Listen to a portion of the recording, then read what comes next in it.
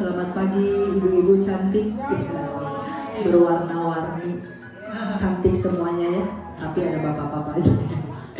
Puji Tuhan. Mari bisa diisi dulu di depan.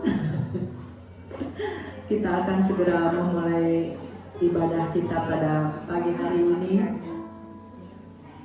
Kita mau siapkan hati kita untuk menyembah, memuliakan nama Tuhan. Haleluya. Haleluya. Puji Tuhan, kita mau bangkit berdiri, kita mau datang kepada Tuhan pada pagi hari ini. Kita percaya, kita mengagumi segala apa yang Tuhan sudah kerjakan dalam kehidupan kita. Amin. Haleluya. Terima kasih. Terima kasih. Haleluya. Terima kasih.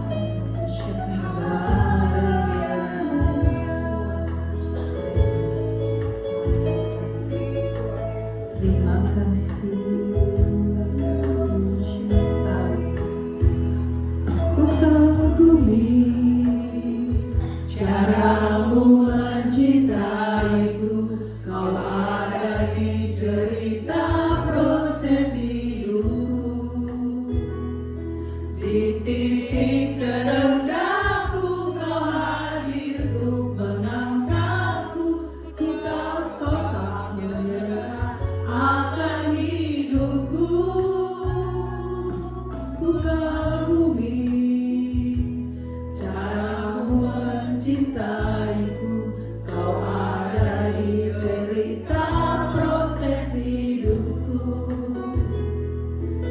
Di titik terendahku kau hadir untuk mengangkatku. Ku tahu kau tak menyerah akan hidupku. Kata-kata kuasamu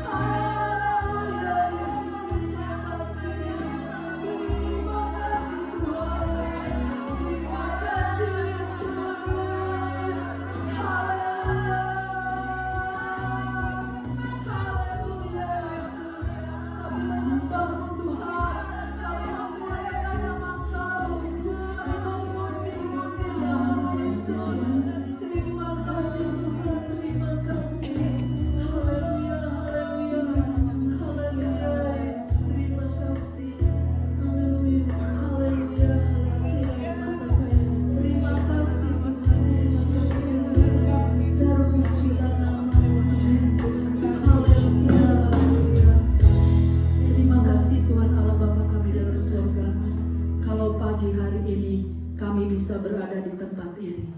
Semua karena anugerah-Mu Tuhan. Dan Tuhan, kami percaya apapun yang ada dalam kehidupan kami, beban sekalipun Tuhan, kami percaya Engkau melepaskannya Bapa. Kau menyembuhkan segala sakit penyakit Tuhan. Kau membela setiap orang-orang yang lemah Tuhan. Yang letih lesu Tuhan Kau kuatkan. Haleluya Yesus. Kami percaya Tuhan, bila kami pulang sebentar, kami memperoleh kekuatan yang baru. Amin. Haleluya Yesus, terima kasih. Urapi setiap kami Tuhan, untuk kami dapat menyenangkan hati Tuhan. Urapi kami Tuhan, WLC dan pemain musik, bahkan semua jemaat Tuhan, untuk kami dapat mempersembahkan yang terbaik kami Tuhan, untuk kami memuji memuliakan nama Tuhan. Haleluya Yesus, terima kasih. Bahkan Kau sembunyikan hamba-Mu ya Tuhan Yesus di belakang salib. Amin. Untuk dia berbicara Tuhan, memberi kekuatan yang baru dalam kehidupan kami Yesus. Terima kasih Tuhan. Kami akan mulai ibadah kami pada pagi hari ini, dari awal permulaan sampai pada akhirnya. Kiranya Engkau sendiri yang beracara di tengah kami pada pagi hari ini. Hanya dalam nama-Mu kami berdoa dan mengucap syukur. Haleluya. Amin. Puji Tuhan. Haleluya. Boleh ya bersalaman? Gak ada covid lagi. Kita bersyukur kepada Tuhan. Amin. Yang kita kenal adalah Tuhan yang memberi kekuatan bagi kita. Kita mau bersorak bagi Tuhan. Kita mau memberi Tuhan. Haleluya. Katakan Tuhan adalah kekuatan dan Mazmur. Tuhanlah kekuatan dan Mazmurku. Ya gunung aku dan keselamatanku. Hanya padamu hatiku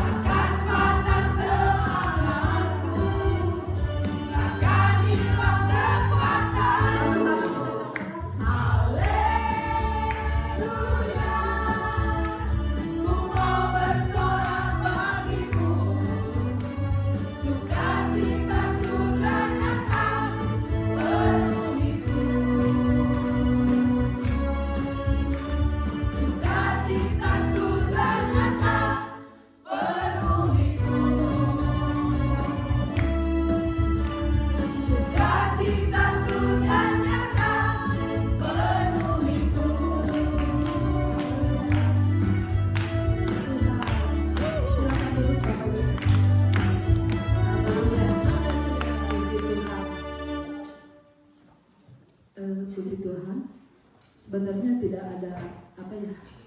Waktu saya menyanyi tadi, sepertinya Tuhan menggerakkan saya untuk menyaksikan perbuatan Tuhan yang begitu ajaib. Jadi minta waktunya sebentar.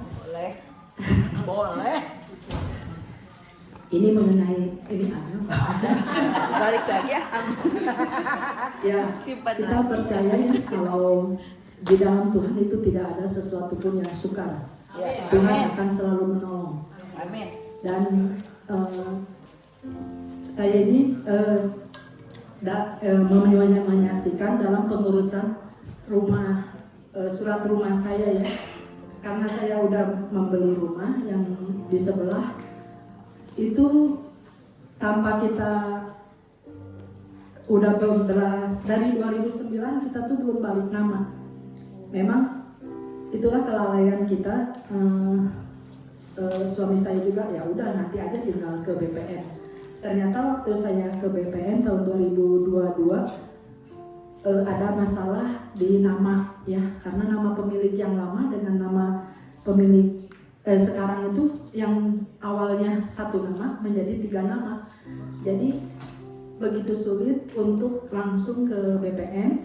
Jadi salah satu cara yaitu dengan harus memanggil pengacara, notaris, harus sidang. Jadi sempat kata saya udah aja lah, nggak apa-apa, nggak usah, karena dalam pikiran kita kan memang sidang itu sulit dan mungkin memakan biaya yang begitu besar gitu ya.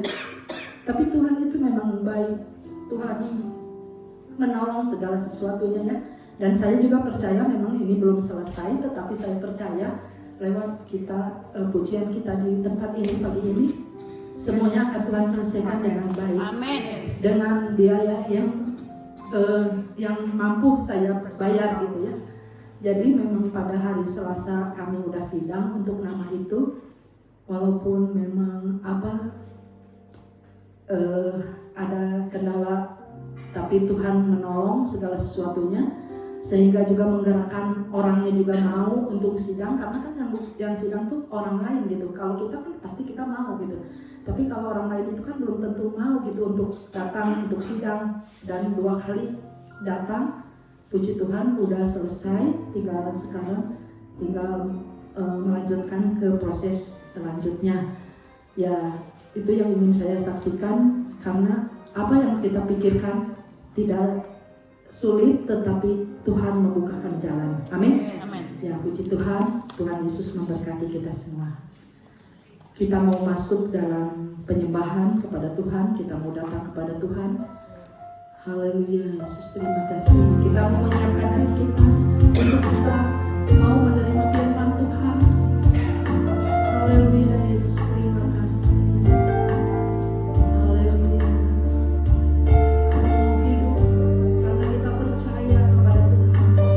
Haleluya, Yesus terima kasih.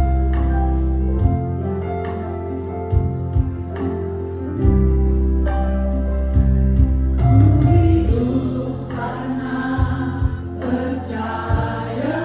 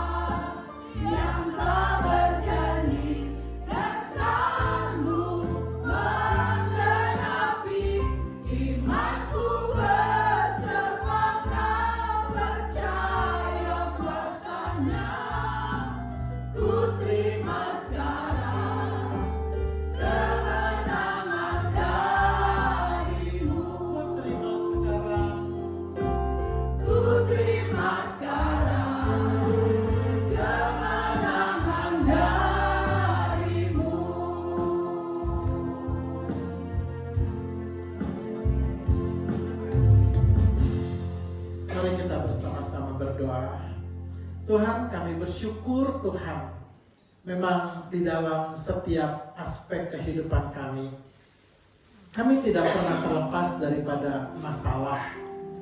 Bahkan seringkali masalah itu begitu berlipat ganda Tuhan, sehingga kami merasakan seakan-akan hidup kami ada di dalam satu topan badai kehidupan. Tetapi sesungguhnya Tuhan, Engkau ada di pusat badai kehidupan yang kami hadapi. Engkau memberikan kami kekuatan, Engkau memberikan kami jalan keluar, dan terindah Tuhan, Engkau memberikan kami kemenangan. Biarlah Tuhan, bagian daripada firman Tuhan yang kami akan renungkan ini bukanlah firman Tuhan yang kami tidak tahu Tuhan, tapi firman Tuhan yang sudah kami rasakan, kami sudah jalani Tuhan. Kalaupun kami belajar firman Tuhan hari ini, kami mau kembali mengingat akan kebesaran kasih dan kuasa-Mu Tuhan, bahwa hidup kami di tangan-Mu Tuhan. Bagaikan biji mata-Mu Engkau memelihara hidup kami. Bagaikan seorang Bapa yang menuntun kami menjalani kehidupan ini, mengajar kami untuk belajar percaya. Dan biarlah firman-Mu Tuhan boleh semakin meneguhkan kami, sehingga kami boleh menjadi pemenang-pemenang yang dapat Kau pakai menjadi pengkhotbah kehidupan, untuk memberikan berkat, untuk memberitakan kebebasan, untuk memberitakan kebenaran, untuk membawa teman-teman kami yang lain keluar daripada belenggu dosa dan kesusahan mereka. Kami percaya Tuhan, ada hal yang indah yang sedang Engkau lakukan untuk mendidik kami bersama-sama di dalam waktu dan perenungan firman Tuhan ini. Di dalam nama Tuhan Yesus Kristus kami berdoa dan mengucap syukur. Amin. Ya, silakan duduk ibu-ibu yang cantik-cantik, gelis-gelis, manis-manis.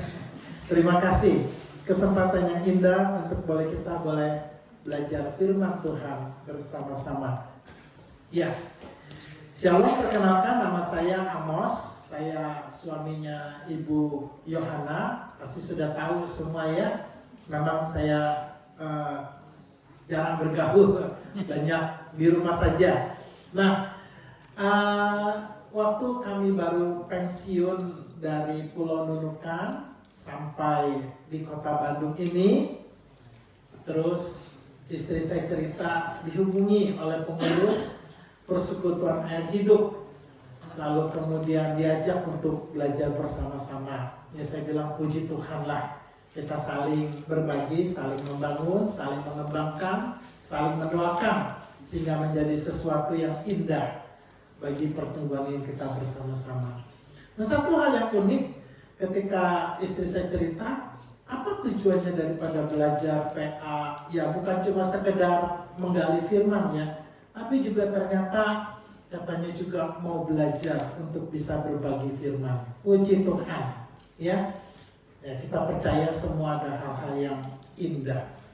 Nah, melalui tema kita kali ini sebetulnya gitu ya, ada hal yang lebih indah lagi ya. Kenapa? Karena memang ya saat ini rata-rata memang untuk bisa menyampaikan firman Tuhan itu perlu ada standar-standar ya, terutama di kebaktian umum. Biasanya kan yang dituntut itu adalah minimal lulusan STT, Sekolah Tinggi Teologi, gitu kan ya. Ya ada baiknya tentunya begitu kan ya. Tapi bukan berarti bahwa ibu-ibu semua tidak bisa menjadi pemberita kesaksian firman yang hidup dan benar. Amin. Karena Tuhan menyediakan STT yang lain, gitu ya. STT yang nggak perlu kita ke STTB, Sekolah Tinggi Teologi Bandung, STT Tiranus, gitu ya. Karena ibu-ibu juga kan sudah punya kesibukan dan tanggung jawab masing-masing, gitu ya.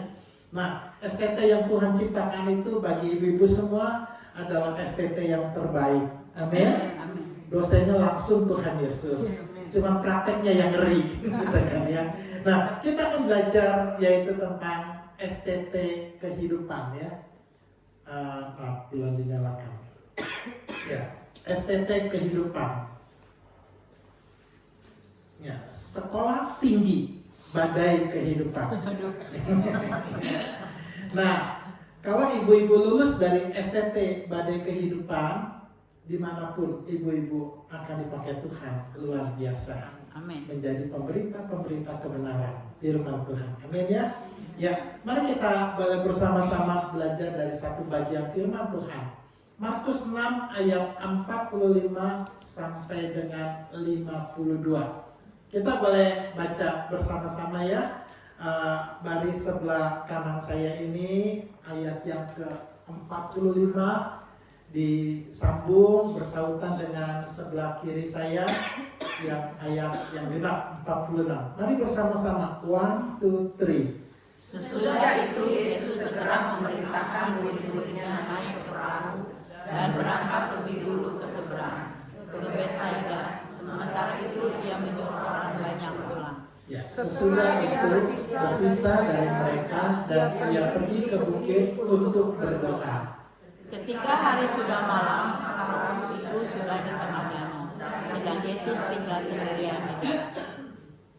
Ketika ia melihat betapa payahnya yang berkaitan dengan ikan sama-sama, maka dia belajar berjamaah dan ia datang kepada mereka berjalan di atas air dan ia hendak melewati mereka. Ketika mereka melihat dia berjalan di atas air, mereka mengira bahwa adalah hantu. Lalu mereka berteriak-teriak. Sebab mereka semua melihat dia dan mereka merasa sangat terkejut. Tetapi segera ia berkata kepada mereka, "Tenanglah, aku ini, janganlah takut." Lalu ia naik ke perahu mendapatkan mereka dan angin pun reda. Mereka sangat tercengang dan bingung. Sebab sesudah peristiwa roti itu mereka belum juga mengerti dan hati mereka tetap dingin. ya, peristiwa ini, kisah ini tentu kita sudah baca bersama-sama ya. Yang menjadi daya tarik saya dari renungan ayat Markus 6 ayat 45 sampai 52 ini, pada bagian lain kan Yesus menghardik ya, menghardik topan badai, hai diam. Kali ini Yesus tidak menghardik sama sekali, tapi dia naik ke perahu, topan itu langsung diam. Ini satu kisah yang unik cara Yesus tersendiri. Ada apa di sini ya? Nah, kita mungkin perlu belajar beberapa hal ya. Apa itu badai? Kenapa bisa terjadi? Jujur, mungkin kita orang Indonesia rada norak ya, karena nggak pernah melihat badai gitu kan ya. Kita hidup di alam yang boleh dikatakan cukup damai sejahtera. Nah, kenapa bisa terjadi badai? Kalau kita tinggal di Amerika atau tinggal di negara-negara lain, wilayah padang gurun, itu mungkin kita akan menghadapi satu situasi perubahan alam yang begitu mengerikan. Ya, karena ketika badai itu terjadi dengan segala kekuatannya, kita secara manusia baru sadar betapa lemahnya kita. Tidak ada teknologi sampai saat ini yang bisa diciptakan untuk menghalau badai. Tidak ada, belum ada. Bahkan tebakan untuk menebak pun kapan hadir, kapan ada tempatnya pun tidak semuanya tepat, begitu ya. Nah, bagaimana badai itu bisa terjadi? Apa itu pengertian badai ya? Jadi kalau kita lihat, badai itu adalah satu situasi, satu peristiwa di mana terjadi putaran angin yang begitu kuat karena ada awan ya, ada awan Columbus itu yang di atas itu muncul. Nah, awan ini membawa situasi perubahan suhu yang ekstrim, tekanan yang ekstrim, itu berbeda dengan tempat yang ada di bawahnya. Ya. Nah, kenapa itu bisa terjadi? Ya, karena kebetulan di bawahnya itu sendiri juga ada satu suhu, satu situasi kondisi tekanan yang begitu rendah. Biasanya itu dipengaruhi oleh panas yang ekstrim sehingga tekanan udara naik ke atas ya. Ketika tekanan udara naik ke atas, di awan atas itu ada awan-awan yang membawa tekanan udara yang tinggi, langsung mempengaruhi sekitar, ya, mempengaruhi sekitar. Jadi langsung udara di bawah naik, yang di atas itu sekelilingnya tuh, ya istilahnya apa ya, berebutan masuk ke dalam putaran itu, gitu kan ya. Nah, lalu kemudian ada terjadi gerakan bumi kan, perputaran bumi. Sehingga dia tidak diam di tempat. Nah, ketika angin yang kencang itu berputar masuk ke bawah dan gerakan bumi, angin itu otomatis jadi berputar begitu ya. Nah, lalu bergerak. Nah, akibatnya ya kita tahu menghancurkan banyak hal begitu ya. Banyak yang terjadi. Nah, kita bisa lihat lagi beberapa hal di sini ya.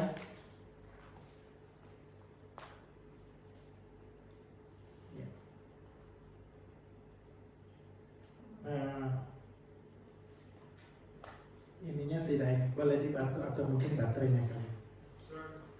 Sorry. Ya, nah ini kalau kita lihat ya di udara begitu ya. Ya, seperti ini ya.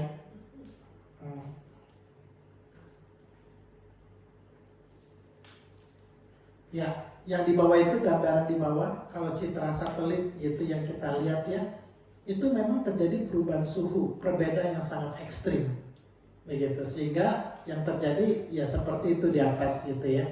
Nah, bagaimana prosesnya itu bisa terjadi seperti saya ceritakan tadi, begitu ya. Suhu yang di bumi yang begitu kering sehingga menguap. Lalu kemudian terjadi tekanan udara dan akhirnya terjadi badai. Ya sekali lagi ini adalah cuma peristiwa alam tentunya ya. Tapi bagaimana dengan kehidupan kita? Ada badai yang sebetulnya lebih mengerikan. Ada badai yang sebetulnya lebih membuat kita sesat gitu ya.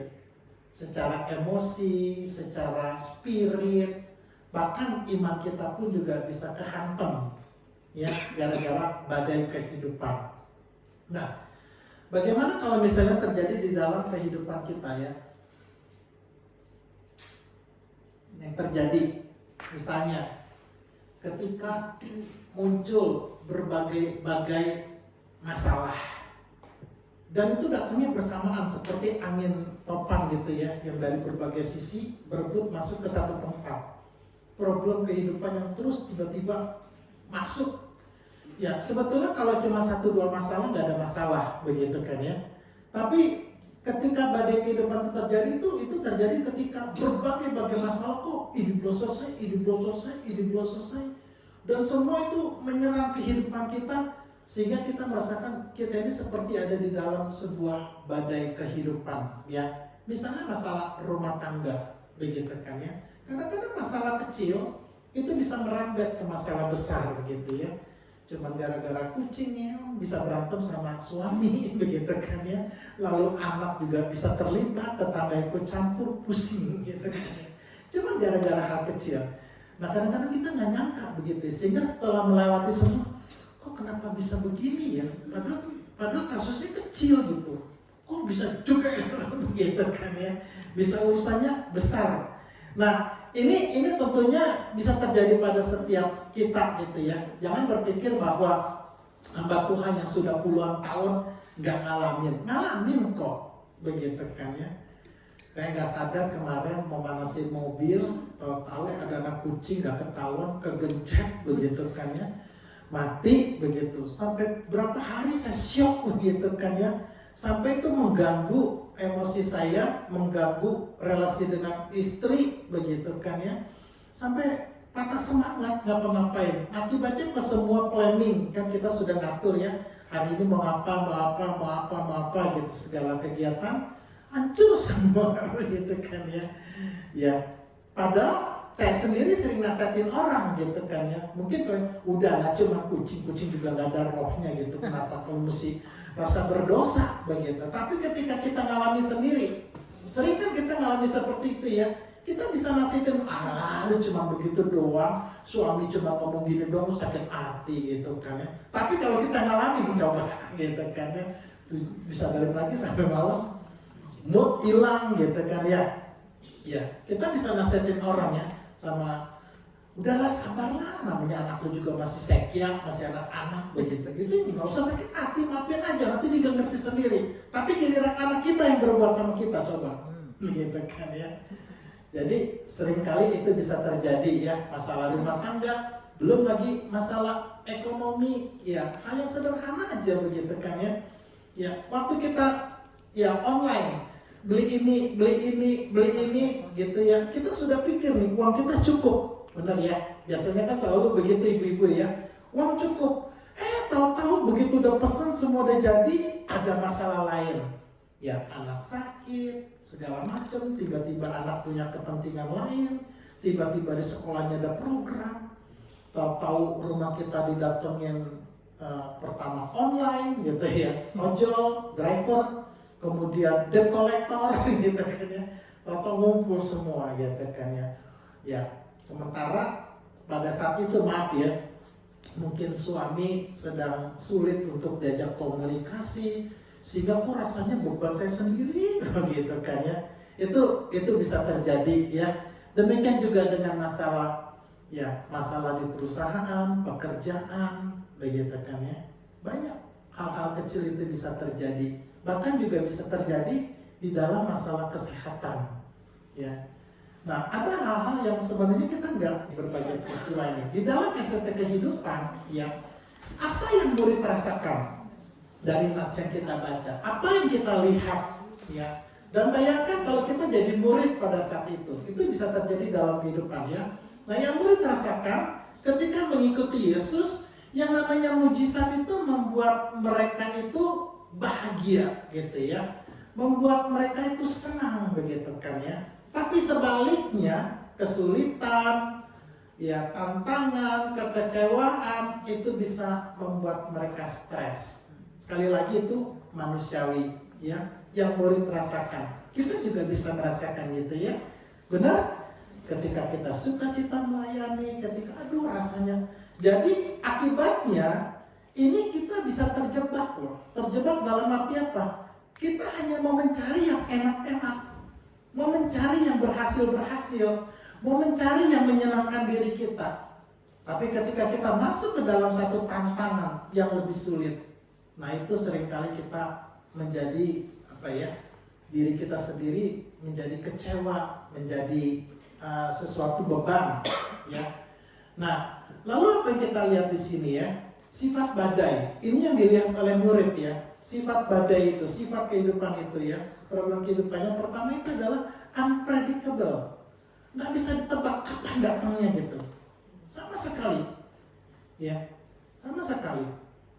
Ya, saya punya pendeta begitu kan ya, dulu begitu kan ya, itu benar-benar unpredictable begitu ya, nggak bisa ditebak.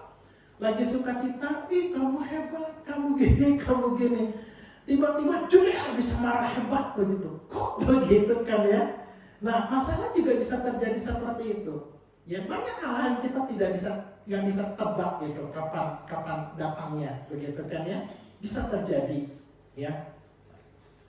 Contoh paling sederhana begitu kan ya. Nah ibu-ibu pasti tahu lah ya. Mau Natal, mau Paskah, apa yang penting? Konsumsi, begitu kan ya, konsumsi. Biasanya selalu dilebihkan apa dikurangin? Selalu dilebihkan. Tapi kenapa selalu kurang? Kenapa selalu kurang? Ada yang ambil double. Ayo. Benar-benar kan? Udah gitu lebih gitu, tapi kok kurang terus begitu kan ya? Ya udahlah, anggap aja itu sebagai sebuah komedi kehidupan, komedi pelayanan. Amin. Amin. Ya. Terus sudah gitu apalagi uncontrol, kadang-kadang tidak terduga, tidak tertebak gitu ya. Munculnya begitu. Dan yang lebih mengerikan lagi, kadang-kadang ketika kita menghadapi sebuah problem pada kehidupan itu, sepertinya kita tuh merasa unsolvable, nggak ada jalan lain, gitu ya. Saya dulu pernah kerja di satu perusahaan gitu ya. Aduh maaf ya, ini ibu bos saya gitu kalau ke gereja, Tuhan, pokoknya tangan wajahnya bagaikan memandang langit, sepertinya dirasakan ada asap-asap kemuliaan. Saya di kantornya, saya bukan satu gereja sama dia gitu kan ya. Tapi setiap kali ada masalah gitu ya, mobil rusak, mobil karyawan rusak, lalu Tuhan nggak akan bisa tolong kalau begini caranya begitu kan ya. Terus dia marah-marah sama karyawan, bikin kesalahan. Lu nggak begini, kalau begini aja Tuhan juga nggak bisa nolong. Terus ngomongnya begitu mulu. Tuhan nggak bisa nolong lagi gitu kan ya. Jadi aneh aja nih orang kok begini begitu kan ya. Dan akhirnya bangkrut perusahaannya begitu kan ya. Habis dia berpikir ya seperti Yesus bilang mungkin ya, jadilah seperti sesuai dengan imanmu. Lu bilang Tuhan gak bisa nolong, ya udah gue juga bisa nolong gitu kan ya. Hancur perusahaannya. Nah itu yang terjadi ya. Nah lalu ini yang seringkali kita lupa dari nats ini ya. Yang murid rasakan dan murid tidak tahu Yesus lagi ngapain? Berdoa. Jelas Yesus lagi berdoa di atas bukit. Jelas Yesus lagi melihat murid-murid itu lagi pontang-panting kehantam ombak. Ya. Nah, apa yang Yesus janjikan? Ya, dikatakan bahwa di dalam kekekalan pun begitu kan ya, Yesus berdoa bagi kita. Amin. Ini yang seringkali kita nggak sadar. Ini yang seringkali kita lupakan. Jadi ingat, begitu kita ngalami sesak nafas begitu kan ya, begitu kita ngalami sesuatu yang perawi tangan dada bilang, Yesus lagi berdoa untukku. Sampai dengan detik ini Yesus tetap berdoa. Bahkan ketika kita sudah tidak sanggup lagi berdoa, Roh Yesus, Roh Kudus itu berdoa kepada Bapa Surgawi untuk menyampaikan keluhan-keluhan yang kita sudah tidak bisa ucapkan lagi. Jadi kita tidak sendiri. Kamu tidak sendiri. Ya, kasih tahu gini kan, kamu tidak sendiri. Yesus lagi berdoa bagi kamu gitu kan. Yesus lagi berdoa. Berikan tepuk tangan kemuliaan bagi Tuhan kita Yesus. Begitu, sehingga dengan mudah dibantu begitu kan ya. Bahkan dalam peristiwa lain dikatakan sampai dibentak Yesus, kamu nggak tahu nih kita mau mati begitu kan ya. Kita nggak tahu begitu kan, padahal Yesus sedang berdoa bagi kita. Ya, camkan, ini iman bagi kita. Ya, Yesus sedang berdoa bagi saya. Amin. Ya. Nah, sekarang dari sisi Yesus sendiri, apakah Yesus nggak tahu akan ada badai? Sebagai Tuhan dia tentu tahu begitu kan ya. Tapi ada apa? Kenapa Yesus seakan-akan ya, menurut pemikiran kita menjebloskan murid-murid di dalam STT kehidupan ya? Nah, rupanya di sini pandangan Yesus ya bahwa murid perlu belajar untuk menghadapi tantangan dan berbagai situasi. Ya. Dan untuk ini Yesus seperti Bapa kita. Dia punya ruang gagal yang banyak. Dia punya perlindungan dan kekuatan.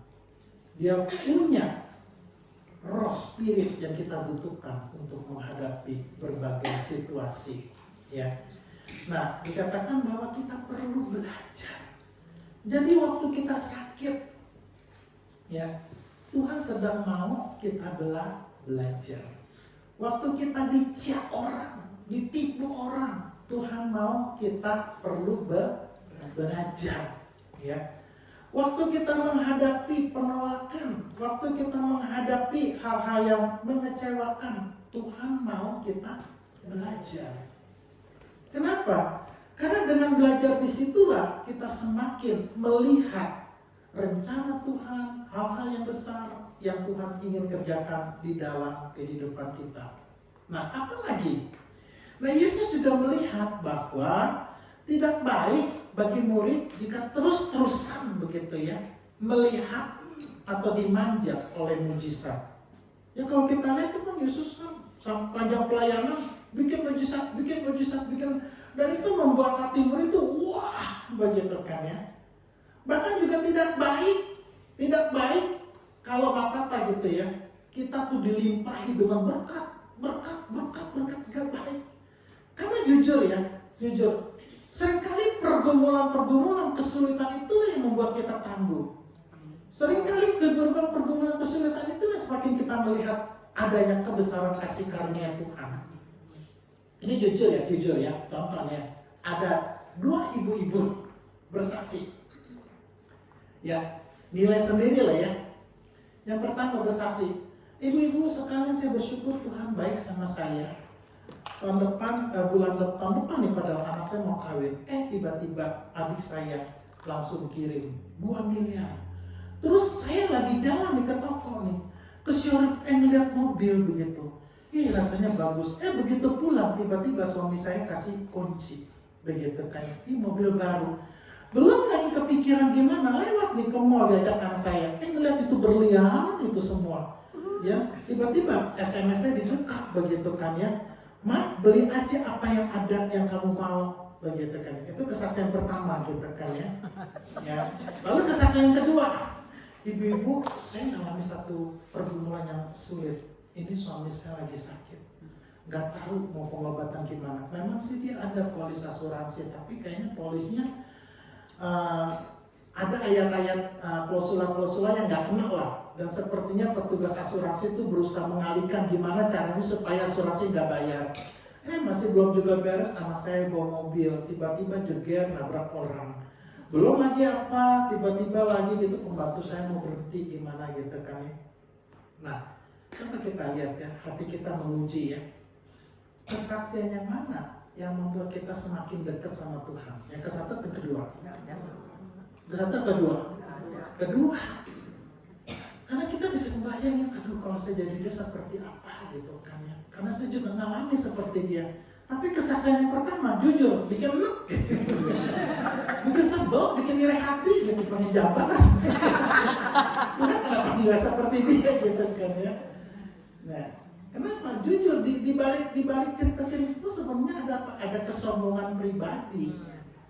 Dia sedang merendahkan kita, bahkan kata gitu kan ya. Mungkin dia sedang menghina kita nggak tahu, ya.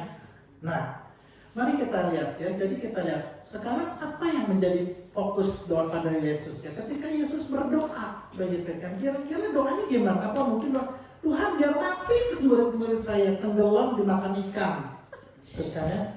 Tuhan biarin dari mungkin doanya biarin aja tuh badai sampai besok pagi gitu, sampai mereka istilahnya habis-habisan lagi. Enggak. Pasti Yesus berdoanya apa? Yesus berdoa supaya bukan badai itu berlalu begitu saja begitu kan ya. Bukan supaya murid-murid itu hidup di dalam segala kenyamanan. Tapi yang Yesus mau ya, sekalipun ada badai, kita masuk di dalam rencana Allah. Allah. Kita masuk di dalam planning-nya Tuhan. Ya, kita masuk di dalam kehidupan yang Tuhan pimpin. Ini loh, aku maunya kamu jadi seperti ini gitu. Ya. Aku tuh maunya kamu tuh akan maju terus seperti ini. Berlian itu nggak akan jadi kalau nggak ada amplasan, nggak ada pembakaran. Ya. Nah, tinggal sekarang kualitas kita gimana gitu. Kalau memang kita adalah emas murni di hadapan Tuhan, tentu kita tidak akan takut pencobaan, kita tidak akan takut kesulitan. Karena ini adalah jalan saya, jalan Tuhan. Untuk saya semakin kuat, semakin teguh di hadapan Tuhan. Ya. Jadi doa Yesus bukan kita berhenti atau tidak ada badai, tidak ada kesulitan. Tapi doa Yesus supaya kita tetap kuat masuk di dalam rencana Allah. Amin. Nah, ini yang perlu kita camkan di dalam estetika kehidupan. Nah, waktu ada estetika kehidupan, sekarang kita lihat apa yang Yesus lakukan. Nah, ini yang paling penting. Gitu ya. Ketika Yesus berjalan di atas air, menunjukkan kuasanya, lalu Yesus berfirman. Firman-Nya apa? Ini aku. Ya, tenang, ini aku. Nah, di sini firman Tuhan ini mau mengingatkan kepada kita gitu bahwa Dia ada di pusat badai kita. Dia tahu, ya. Sesulit-sulitnya kita menghadapi kehidupan kita belum mati kok, benar kan? Buktinya masih ada gitu kan ya. Sekalipun badainya juga mungkin makin tambah banyak gitu. Yesus pernah mati. Yesus pernah mengalami kesulitan. Dia bukanlah Tuhan yang tinggal di langit sana cuma bisa kamu mesti gini, kudu gini, gak boleh gini, cuma hanya bisa memberikan hukum. Tidak. Yesus itu adalah Allah yang datang ke dunia sendiri, menjadi sama seperti kita, berjuang bersama-sama dengan kita, dan di dalam diri kita, Yesus memberikan kita kekuatan sehingga kita mampu menghadapi segala tantangan kehidupan. Ya. Mungkin kita bisa saja sekali waktu mengalami orang yang kita cintai, yang menjadi andalan kita. Mungkin kita bisa saja kehilangan segala sesuatu yang menjadi sukacita. Tapi sebetulnya ada rencana yang indah. Dan Yesus mau berkata kepada kita semua, ini aku loh yang paling penting. Bukan badai-badaimu, bukan problemmu gitu. Aku loh yang bisa nolong kamu. Aku loh yang ada di dalam kamu. Aku yang bersama-sama dengan kamu.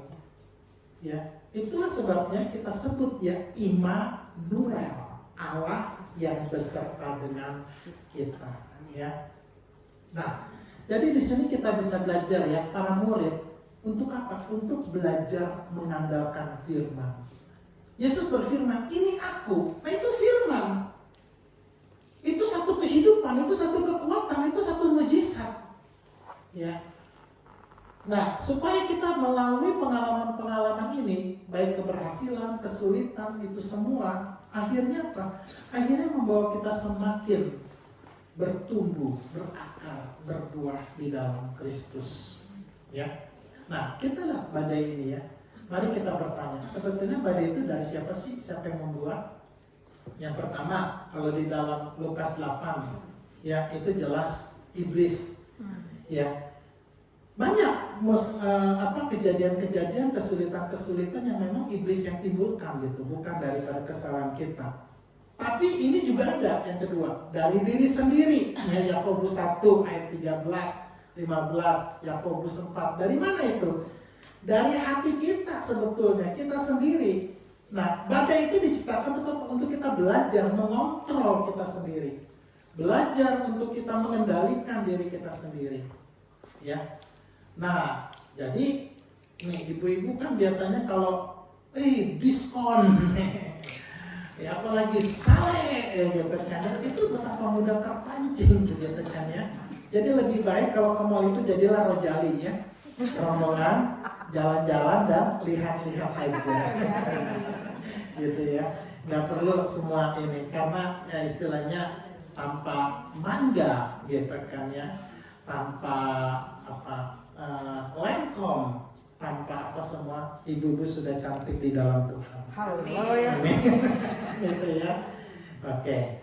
Nah, dari diri kita sendiri ketika kita tidak bisa mengendalikan keinginan kita, ketika kita lebih suka lihat rumah tetangga, wih, TV-nya gede banget, wih, mobilnya baru, wih, terus aja diomongin tetangga begitu kan ya. Nah, itu membuat akhirnya jebakan, sehingga kita akhirnya ya maka tak bisa terjebak, ya dikit-dikit online gitu kan ya. Nah, lalu berikutnya apa? Nah, ini ternyata Allah sendiri juga bisa menciptakan badai dalam kehidupan kita. Ya mungkin kita bertanya kenapa begitu kan ya. Baik, kita akan belajar terus ya. Nah, kalau kita lihat di sini ya, peran Allah di dalam badai itu bagaimana gitu. Nah, kalau kita lihat apa yang unik dari gambar ini coba. Mungkin ibu-ibu ada yang mau kasih komentar. Ini gambar badai kalau dilihat dari citra satelit. Ada yang menarik di sini. Coba mungkin ada ibu satu dua mau kasih komentar. Ada pusat. Ada apa? Pusat. Ada titik tengah. Ya, ada titik tengah yang ternyata badai tidak masuk bagaimanapun. Semua badai itu selalu ada titik aman. Ya, artinya apa? Semakin jauh dari pusat badai, semakin rusak. Ya, tekanan angin begitu hebat, semakin banyak gitu ya, semakin jauh. Tapi kalau ada badai, masuklah ke pusat badai. Justru disitulah tempat yang terbaik, teraman. Ya, pernah ada filmnya kok di Hollywood judulnya Twisted ya gitu ya, Twister ya. Jadi bagaimana di cara terakhir untuk ketika semuanya pada hancur, malah masuk ke pusat badai. Dia pegangan dengan satu besi dan rantai, malah aman, yang lain semua pada hancur, begitu kan ya. Nah, apa yang kita bisa pelajari di sini ya? Allah ada di pusat badai. Nah, Yesus sebagai manusia pun memberikan contoh. Waktu ada badai, apa yang dia lakukan? Tidur, gitu kan ya. Tidur, kenapa? Karena ada di pusat badai. Ya ternyata tidur juga ada salah satu terapi yang baik, begitu kan ya. Benar. Jadi kalau lagi stres, lagi apa begitu, dipikirin juga nggak selesai-selesai. Belajar dari Mazmur pasal 5 ya. Tuhan, aku mau tidur, aku mau menenangkan masalah. Tuhan tolong. Ya, saya dulu waktu pernah jadi akuntan ya, nyelidikin angka banyak, kok nggak ketemu begitu kan ya. Sampai gubrak, aduh Tuhan capek nih mata, rasanya minus gitu ya. Udah bodoh, tidur, saya tidur begitu. Tapi sebelum tidur doa dulu, Tuhan tolong tunjukin di mana angkanya yang ngawur. Begitu bangun, cepet ketemu, oh ternyata di sini saya salah ngitung gitu kan ya. Jadi tidur itu adalah satu keajaiban. Ya nanti kita akan belajar ya. Nah tapi bukan dalam arti tidurnya secara fisik gitu ya. Kita bisa belajar bahwa Tuhan ada di pusat badai. Ya, jadi kita lihat dua pribadi. Di satu pihak Allah ada bersama dengan kita. Ya, di satu pihak yang lain kita melihat Yesus sedang berdoa bagi kita dan Roh Kudus memberikan kita keteguhan. Kita bisa belajar lagi apa ya? Allah justru memakai badai. Ya, Allah memakai badai apa? Untuk apa? Untuk meluruskan rencananya, yaitu doa Rasul Paulus ya. Dikatakan bahwa Allah turut bekerja dalam segala sesuatu, segala hal, baik yang buruk maupun baik yang berat bagi kita, untuk apa? Ya, untuk mendatangkan kebaikan bagi mereka yang terpanggil sesuai dengan rencana Allah. Kalau ayat itu di Alkitab kata mereka tuh saya coret itu, saya ganti dengan nama saya, begitu kan ya. Jadi ingat terus ya. Nah, Allah juga memakai badai untuk apa? Untuk ya, Allah pun mengendalikan badai. Ya 1 Korintus 10 ayat 13. Ingat, pencobaan-pencobaan yang kita alami ialah pencobaan yang biasa, yang tidak melebihi, dan itu pun Tuhan sudah memberikan jalan keluar sehingga kita dapat menanggungnya. Siap jadi pemenang? Siap ya. Nah, ini ada satu langkah-langkah praktis yang sebenarnya kita bisa ambil dalam terapan hidup kita ya. Nah, ini ada satu ayatnya dari Kisah Rasul 27 ayat 18 sampai 36. Mungkin ibu-ibu punya Alkitab versi Nokia, versi Samsung, versi iPhone, whatever lah begitu kan ya. Yuk kita buka bersama-sama ayat itu ya. Ayat 27. sampai dengan ayat 36. Tapi kita mulai ayat 27-nya aja ya. Ini bagaimana Paulus ya itu terkatung-katung selama 2 minggu kalau nggak salah di laut, kebayang nggak? Hanya cuma berpegangan pada ini ya, pada papan-papan runtuhan kapal ya. Saya bacakan demikian ya. Malam yang ke-14 sudah tiba dan kami masih tetap, maaf mata saya ini rada ini. Ibu tamu boleh bantu saya dulu dibacakan. Mulai dari ayat 27 aja. Karena nanti kita akan belajar langkah-langkah praktis bagaimana kita menghadapi badai. Oh iya. Dibacakan aja boleh. Ya. Malam yang ke-14 sudah tiba dan kami masih tetap terombang-ambing di laut Adria. Tetapi kira-kira tengah malam anak-anak kapal merasa bahwa mereka telah dekat daratan. Terus ini. Lalu mereka mengulurkan batu duga dan ternyata air di situ 20 depak dalamnya. Setelah maju sedikit mereka menduga lagi dan ternyata 15 depak. Dan karena takut bahwa kami akan terkandas di salah satu batu karang, mereka membuang 4 sauh di buritan dan kami sangat berharap mudah-mudahan hari lekas siang. Akan tetapi anak-anak kapal berusaha untuk melarikan diri dari kapal. Mereka menurunkan sekoci dan berbuat seolah-olah mereka hendak melabuhkan beberapa sauh di haluan. Karena itu Paulus berkata kepada perwira dan prajurit-prajuritnya, "Jika mereka tidak tinggal di kapal, kamu tidak mungkin selamat." Lalu prajurit-prajurit itu memotong tali sekoci dan membiarkannya hanyut. Ketika hari menjelang siang, Paulus mengajak semua orang untuk makan. Katanya, "Sudah 14 hari lamanya kamu menanti-nanti saja, menahan lapar dan tidak makan apa-apa. Karena itu aku menasihati kamu supaya kamu makan dahulu. Hal itu perlu untuk keselamatanmu. Tidak seorang pun di antara kamu akan kehilangan sehelai pun dari rambut kepalanya." Sesudah berkata demikian, ia mengambil roti, mengucap syukur kepada Allah di hadapan semua mereka, memecah-mecahkannya, lalu mulai makan. Maka kuatlah hati semua orang itu dan mereka pun makan juga. Ya, stop, cukup ya. Pak, boleh tolong kembalikan ke Mas Adi ya, yang slide Kisah Rasul 27 ini ya. Nah, ini satu kisah bagaimana Paulus bersama dengan temannya itu tiba-tiba mengalami kapal karam dan mereka dengan menggunakan sisa kapal yang masih ada, begitu ya. Nah, hal yang unik di sini ada orang yang mau pakai sekoci untuk ngabur, tapi rupanya pimpinan Tuhan buat Paulus jelas dikatakan bahwa tidak ada seorang pun di antara kita yang akan mati, bahkan sehelai rambut pun, gitu kan ya. Nah, ini memang pimpinan Tuhan yang luar biasa. Nah, apa yang kita bisa pelajari dari nasi dia? Yang pertama, kalau ada badai, berjuanglah untuk tetap tenang.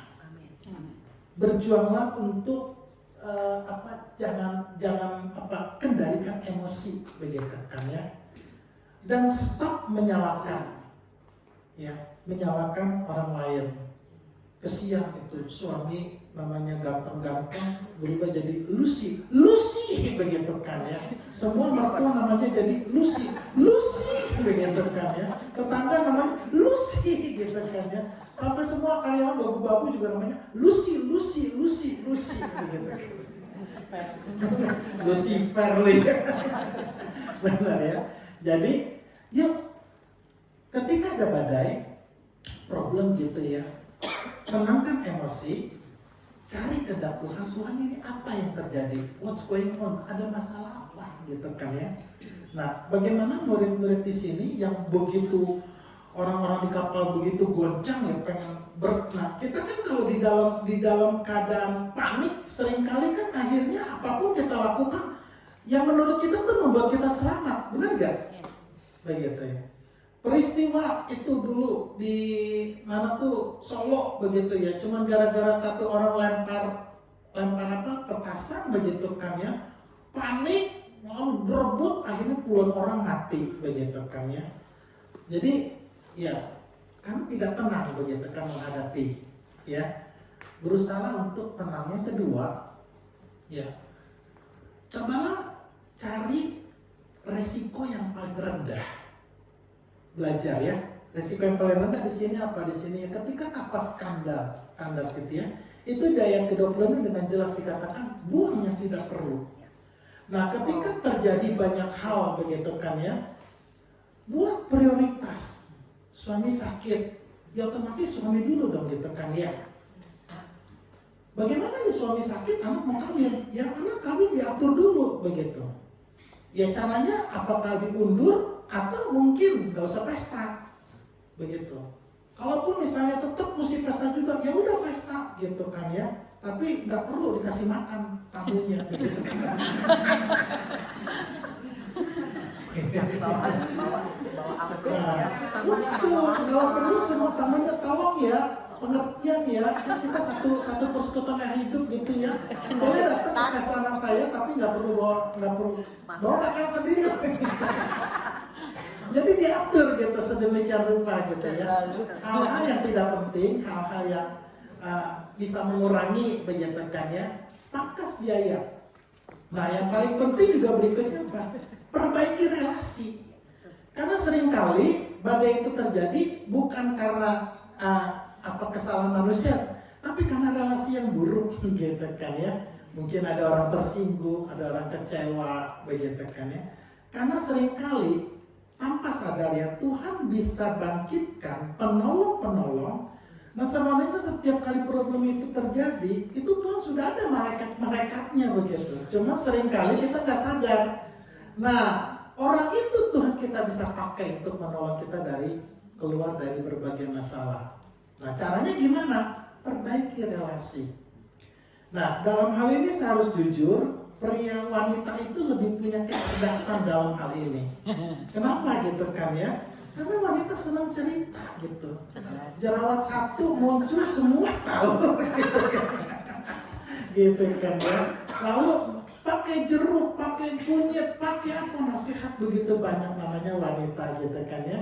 Tapi kalau pria bodoh dalam hal ini. Kalau ada masalah apa? Ngumpet di kamar dia. Ya. Lalu menjadi apa? Hikikomori. Oh hikikomori itu satu penyakit kejiwaan yang kalau lagi problem dia malah ngumpet ke kamar, nggak mau keluar 7 hari 7 malam begitu kan ya. Begitu keluar gak ampun, darah keluar. Gitu. Awut-awutan, muka khusus segala macam ya. Nah perbaiki relasi. Lalu kemudian perhatikan timbunan hutang-hutang yang kewajiban-kewajiban itu. Ya. Prioritaskan, bukan berarti kita lepas begitu kan ya. Nah saya belajar dari satu cici saya ya, ketika dia sakit, suami sedang menganggur, anak masih butuh sekolah, begitu kan ya. Nah sakit kan nggak mesti di ini kan, namanya mesti dioperasi harus operasi begitu kan, nggak mungkin ditunda kan, operasi begitu. Tapi kemudian setelah selesai operasi, dia sendiri datangin. Suaminya ngumpet di kamar gitu kan. Nah, dia datang ke kepala rumah sakit, saya akan bayar, bikin perjanjian, begitu kan ya. Saya akan cicil semampu saya, terus saya akan cicil dengan sebuah komitmen begitu. Ya, nah itu yang dilakukan. Jadi sementara ini kan dia bisa bayar untuk anak sekolah dulu, untuk apa dulu, begitu kan ya. Jadi kita atur yang istilahnya yang masih bisa ditahan begitu kan ya. Nah makanya apa? Penting sekali untuk memperbaiki relasi dan hubungan begitu kan. Nah orang pada prinsipnya sebetulnya dasarnya apa? Kepercayaan. Begitu ya, kepercayaan. Ingat berapa kali tokoh mertua saya, ya mungkin nggak tahu, udah cerita kok belum, berkali-kali dirampok ketika kerusuhan begitu kan ya. Sampai benar-benar nggak ada barang sama sekali begitu kan ya. Tapi akhirnya Tuhan tolong, ada orang-orang tertentu yang kasih barang nggak perlu bayar. Nanti udah dapat jual baru bayar gitu kan ya, sampai akhirnya bisa bangkit kembali. Selalu ada jalan kok di dalam setiap problem kehidupan yang kita hadapi ya, selalu ada jalan. Nah lalu kemudian perhatikan pada hal-hal yang penting di sini di ayat 24 jelas ya, hubungan antar manusia. Nah yang paling penting di sini tentunya adalah Jadikanlah Tuhan sebagai satu-satunya pengharapan. Ya. Nah ini satu hal yang unik. Kok kenapa dalam hati saya waktu belajar ini, Tuhan ngapain sih urusan makan aja ditulis di sini, ngadepin badai kok suruh makan gitu kan ya. Nah rupanya ini ada pelajaran penting, yaitu apa? Ketika kita menghadapi badai, menghadapi kesulitan, ya jangan kita seperti kayak patah semangat, tapi coba kembali pada rutinitas, lakukan hal-hal yang menyehatkan. Begitu tanya, apa misalnya? Ya, jangan begitu ada badai, ya ada kesulitan, ya seperti kayak dalam tempurung gitu. Lakukan, misalnya apa? Tetap jalan pagi yang sehat, ya olahraga, tidur, jangan sampai nggak makan, begitu kan ya. Oh makan nggak makan, masalah tetap ada kan, gitu kan. Ya lakukan hal-hal yang senam, begitu kan ya, berenang, ya pokoknya yang bisa menghibur kita, gitu kan ya. Saya kalau lagi problem, lagi banyak mumet, lagi apa gitu kan ya, saya nonton Netflix, gitu kan ya, cari film komedi. Biar saya ketawa sendiri begitu kan, cekikikan sendiri, ya udah nggak apa-apa. Pokoknya jangan biarkan keterpurukan beban mental itu mengurung menekan kita gitu. Tapi kita harus keluar, ciptakan hal-hal yang baik buat kita. Selama itu tidak dosa tentunya ya. Selama hal itu apa misalnya ini, ya ibu-ibu mungkin masak begitu kan ya. Selama masih ada beras, ada kue, senang bikin kue, bikin. Kasih ke tetangga, mertua segala macam begitu kan ya. Karena itu sesuatu yang sangat positif sekali. Ya, mudah-mudahan dengan cara seperti ini malah jalan itu menjadi terbuka. Hati paling tidak kita mengurangi jangan sampai kita itu menjadi stres. Ya. Nah, saat ini memang kami sedang melayani program pembinaan untuk orang-orang dengan gangguan jiwa di Sariwangi di atas itu kan ya. Nah, kenapa mereka itu siapa? Mereka tuh orang-orang yang belum lulus estetik kehidupan, makanya ditempati di sana. Ini jadi begini begitu kan ya. Nah, kenapa dia bisa seperti gitu ya? Karena mereka terkurung dalam problem seperti ini. Ya, terus aja dikekehin begitu ya. Masalah terus aja nyalain Tuhan, terus aja nyalain diri sendiri. Jangan begitu ya. Ya, bagi yang senang misalnya menyenangkan diri sendiri ya. Pergilah ke salon, manikur, pedikur gitu kan ya. Pokoknya bikin diri kita happy gitu. Karena ketika hati kita happy begitu kan ya, pikiran menjadi terbuka, emosi menjadi stabil, kita lebih bisa melihat problem kehidupan itu dengan jelas ya. Ini satu contoh lagi yang sangat baik. Kisah seorang janda, suaminya hamba Tuhan yang mati, lalu anaknya mau diambil untuk dijadikan budak. Apa yang kita belajar di sini ya? Yang pertama adalah dia mencari pertolongan dari hamba Tuhan. Si janda ini datang ke Nabi gitu ya, supaya ya si Nabi itu tolong dia ingat cari hamba Tuhan ya, sama-sama cari hamba Tuhan, hamba manusia benar hamba Tuhan ya, hamba Tuhan.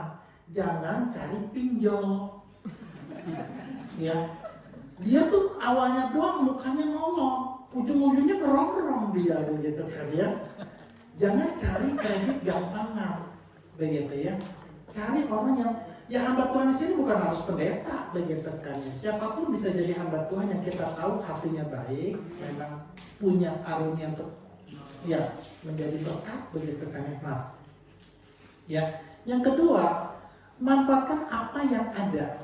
Nah si Nabi itu kan bilang gitu ya, anak saya mau diambil upahnya banyak, apa yang ada padamu gitu kan ya, apa yang ada padamu ya, yang ada pada saya cuma buli itu kan maksudnya gentong pada zaman itu, zaman sekarang ember yang artinya barang murahan, adanya ini gitu kan ya, adanya. Lalu si Nabi bilang kalau gitu pinjam sama yang lain, maksudnya pinjamnya bukan pinjam duit, tapi pinjam gentong juga kan, artinya juga tidak merugikan orang lain. Nah minta pimpinan Tuhan apa yang ada pada kita gitu ya, apa yang ada pada kita. Nah saya ingat seorang ibu yang sangat menarik begitu ya, dia belajar begini ya, ini kisah nyata. Suaminya masuk penjara begitu kan ya. Nah memang pernikahan dia ini dengan suaminya tidak didukung oleh keluarga Jadi ketika suaminya penjara, anaknya ada 4, kehidupan sulit, begitu kan ya. Ini mah kata gini ya, kesalahan gereja yang lain gitu kan ya. Jadi ceritanya ya ada yang menolong masukin diakonia, bantuan. Tapi mah bantuannya belum, rapatnya juga belum, ceritanya sudah beredar ke sana sini begitu kan ya. Sehingga menjatuhkan mental orang ini gitu kan ya. Nah sekarang apa yang ada padanya gitu kan ya. Lalu kemudian di dalam sebuah acara tukar kado begitu kan ya. Saya rasa itu benar-benar jalan Tuhan. Tiba-tiba dia bisa dapat panci presto, gak seberapa begitu kan ya. Nah rupanya panci itu, dia kan berdoa, kita juga berdoa, semua juga berdoa. Itu jawaban Tuhan, artinya apa? Lu masak, lu bisa masak begitu kan ya. Nah lalu apa yang dilakukan? Jadi pagi-pagi dia ngantar ke sekolah anak-anaknya begitu kan ya. Dia tanya ibu-ibu yang lain, Bu mau makan apa, sini dia. Cepat diambil, dia pulang ke pasar, langsung dia masak dengan panci itu kan ya. Dia masak, lalu pulang siang, dia balik lagi ke sekolah, ini bu sayurnya. Akhirnya apa yang terjadi? Duitnya dapat, anaknya dapat makan, sayurnya ganti-ganti, begitu kan ya. Dan akhirnya berkembang. Pakai apa yang ada, ya. Nah, yang mungkin selama ini bakat kita terpendam. Ada yang jago rangkai bunga, rangkai mutiara, rangkai apapun gitu kan ya. Ada yang jago dekor, jahit, pakai itu. Jago masak, jago apapun gitu ya. Bahkan dansa pun itu bisa dipakai jadi duit, begitu kan ya. Saya jago dansa, begitu kan ya. Bisa semua. Nah, lalu yang terakhir kuncinya, ya bersama dengan anaknya dikatakan masuk ke ruang tertutup. Intinya apa? Doa. Mesbah doa dibangun kembali. Dan percaya, doa kita yang bersama-sama dengan doa Yesus bagi kita, itu akan menjadi satu kekuatan untuk kita menghadapi badai. Amin. Ya, nah ini yang terakhir ya. Apa sih tujuan Tuhan ciptain badai? Apakah Tuhan gak ada kerjaan? Tuhan jahil? Tuhan usil? Tidak ya. Yang pertama adalah mungkin dengan badai, dengan kehidupan Tuhan sedang menarik dosa yang tersembunyi. Mungkin selama ini saya sombong, mungkin selama ini saya ngandelin diri saya sendiri, mungkin selama ini saya terlalu pede, mungkin saya selama ini sulit bekerja sama, misalnya begitu kan, kita nggak tahu ya. Nah yang kedua, justru dengan adanya badai, Tuhan mau menarik kita, dari kenyamanan begitu. Supaya apa? Supaya kita masuk dalam proses berikutnya dan masuk di dalam rencana Allah. Tahun 2019 merupakan tahun yang berat bagi kami sebelum pandemi. Bayangin 1 tahun 5 kali pindah rumah. 1 tahun 5 kali pindah rumah, jadi capeknya kayak apa begitu. Tapi itu rencana Tuhan, ya. Nah, yang kedua, memindahkan sumber sukacita kita yang Tuhan mau. Mungkin selama ini ya sukacita pada uang, hobi, begitu kan ya. Apapun gitu ya. Nah Tuhan mau sukacita kita itu kembali kepada Tuhan, bukan kepada Dia gitu ya. Apa aja gitu kan ya. Nah apalagi Tuhan mau mengembangkan, Tuhan mau pakai kita supaya apa? Nanti kita bisa berkhotbah tentang Tuhan yang sudah berkarya bagi hidup kita. Ya, nggak perlu di mimbar, di WA, ya, di persekutuan, dimanapun, di pasar, cerita tentang Tuhan, ya. Dan Tuhan mau membawa kita, begitu ya, untuk apa? Untuk kita merawat orang lain, membantu orang lain, menolong orang lain yang juga sedang menghadapi badai. Kita menjadi agen rekan sekerja Allah. Tidak terpuruk, tapi bebas. Setelah bebas, kita dipakai Tuhan menolong orang lain. Amin. Ya, mari kita berdoa. Ya, mari kita angkat sebuah pujian ini menjadi doa kita bersama-sama. Ibu-ibu singer boleh menuntun kita di dalam pujian, lalu kita masuk di dalam doa.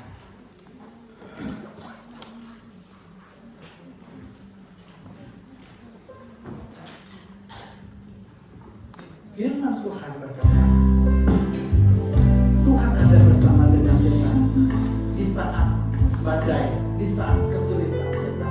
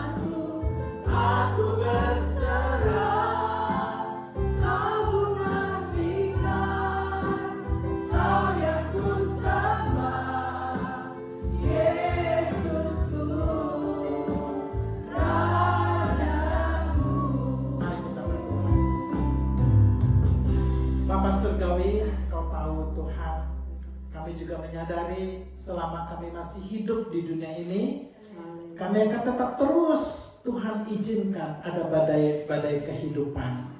Tapi biarlah melalui firman-Mu ya Tuhan, kami boleh kembali melihat.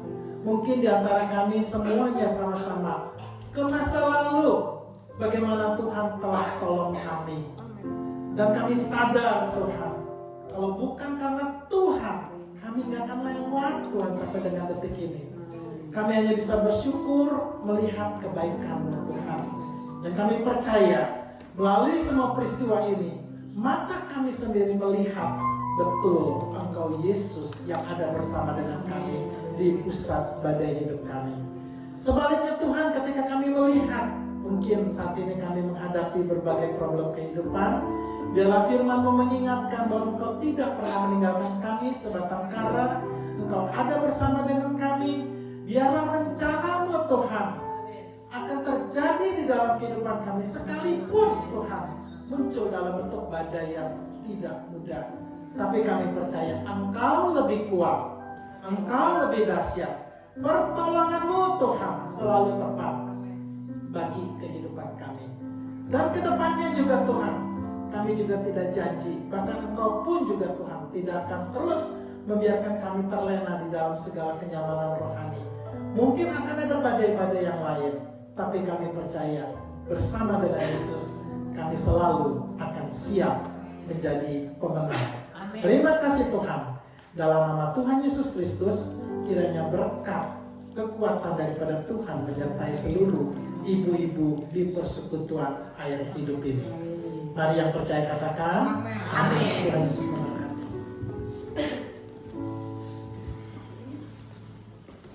Puji Tuhan, kita sudah diberkati oleh firman Tuhan. Pada saatnya kita akan menjalankan korban persembahan.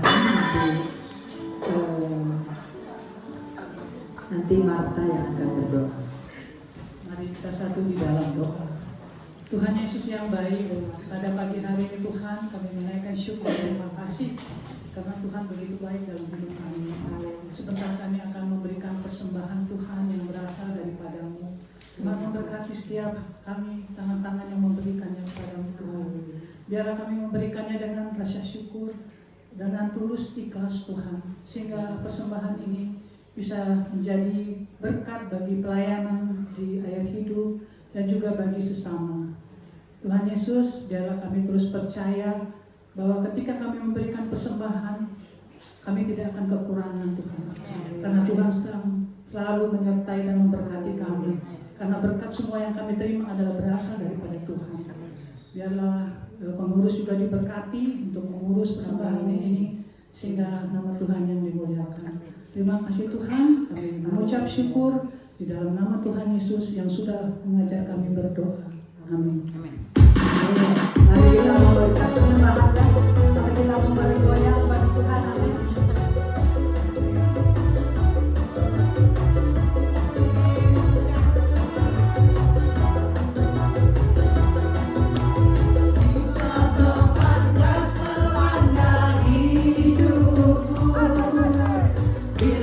Putus asa dan letih lesu, berkat Tuhan satu-satu di Tuhan.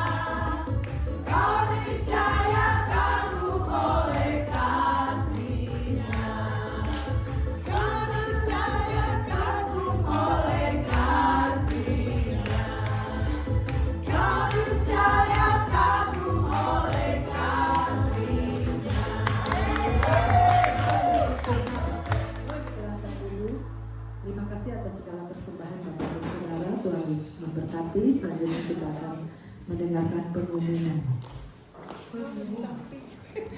Pengumuman. Shalom air hidup. Shalom. Wah, hari ini cerah banget ya. Bawahnya putih, atasnya semarak. Luar biasa. Terima kasih Pak Amos, kami dari pengurus mengucapkan terima kasih untuk pelayanan Bapak hari ini. Mengucap syukur hari ini kita bisa bahas tentang badai kehidupan. Ada yang Ibu Cucu? Oh iya, Ibu Cucu, terima kasih sekali lagi Bu. Biasanya duduk di belakang saya nggak ngeliat. Terima kasih kami boleh pakai tempat ini dengan leluasa. Tuhan berkati pelayanan Pak Yanto dan Ibu. Teman-teman, ada beberapa pengumuman ya. Nanti tanggal 1 Agustus kita akan ada doa bersama. Jadi teman-teman yang mengalami badai, yang sedang sekolah kehidupan, yuk kita doa bareng-bareng. Sebab firman Tuhan bilang 2-3 orang berkumpul dalam namaku, Tuhan hadir dalam setiap doa kita. Amin. Amin. Doa di tempat ini dahsyat, percayalah. Ayo datang dan buktikan sendiri. Kemudian Jumat berikutnya tanggal 8 Agustus kita akan fellowship lagi di tempat ini. Kita akan dilayani oleh pendeta Raymond Runkat. Pasti orang Manado ya Bu ya. Bapak Raymond Runkat. Teman-teman yang mau datang tanggal 8 nanti bisa lambaikan tangan. Teman-teman yang hari ini nggak datang, yang bangkunya kosong, biasanya kan duduk sebelahan tuh. Saya tuh udah mager di sini, udah mager di situ. Kalau nggak ada kasih tahu ya. Itu pelayanan kita. Ada hal yang luar biasa di bulan Agustus ini teman-teman ya. Di bulan Agustus, oh nanti di bulan Agustus. Kita tinggal berapa hari lagi soalnya di bulan Juli. Kita pengumuman Agustus tanggal 29. Agustus tanggal 29 kita akan mengadakan retreat di Lembah Kujang di Subang. Bisa ditampilkan Pak? Kita akan retreat. Kita ke sana naik bus yang terbaru tahun 2025. AC-nya kenceng. Ada karaoke. Nggak ada tayangannya Pak? Ada. Nah, bayangin nih, ibu-ibu coba bayangin tuh. Bayangkan nih kalau ada di sana duduk, ya, mancing. Kita selain ada retreat, kita juga rekreasi. Namanya Lembah Kujang Subang. Wah, ada 2 orang. Ada 2 orang. Wah, sudah mendahului kita di sana. Itu kayaknya lagi merenungkan badai kehidupan. Badai kehidupannya udah beres belum? Ya, ini namanya Lembah Kujang apa Kijang sih? Kujang Subang ya. Kita akan retreat, kita hanya dibatasi 50 seat ya. Jadi kalau air hidup ini ngumpul semuanya ada sekitar 100 ke 200 orang, tapi kita hanya undang 50 orang aja untuk adakan retreat. Jadi dari saat ini boleh daftar ke Ibu Inge, coba Ibu Inge boleh bangkit berdiri, bisa daftar ya, bisa juga cicil. Jadi kalau misalnya, wah saya kalau langsung cash 200.000 kayaknya berat ya, boleh cicil. Boleh cicil, tiap hari boleh transfer ke Bu Inge 10.000, boleh. Tapi kasihan kayaknya Bu Inge ya. Hari ini boleh daftar, siapa yang mau ikut boleh daftar. Karena kuota 50 kita akan stop ya. Kemudian di sana selain kita retreat, kita juga akan rekreasi. Jadi apa aja yang mesti dibawa ibu-ibu pembinaan teh? Nah di sana tuh 200.000 itu ya Bu ya. Itu untuk bayar bus terbaru. Kemudian makan pagi dikasih di bus. Kemudian makan coffee break dikasih di sana. Makan siang dikasih. Makan malam. Makan siangnya di sini ya, bukan di The Ranch, bukan. Oh makan sorenya nanti di The Ranch ini. The Ranch Theater ini kita makan sore di situ. Jadi full kita kenyang, ya. Rohani dan rohaninya kenyang. Bawa semua yang kita butuhkan ya, misalnya jaket, misalnya camilan itu kita butuhkan sekali ya. Yang pasti hati yang dibawa. Yang pasti hati dibawa. Kita doakan terus ya dari hari ini untuk tanggal 29. Oke. Ada laporan dari apa Pak?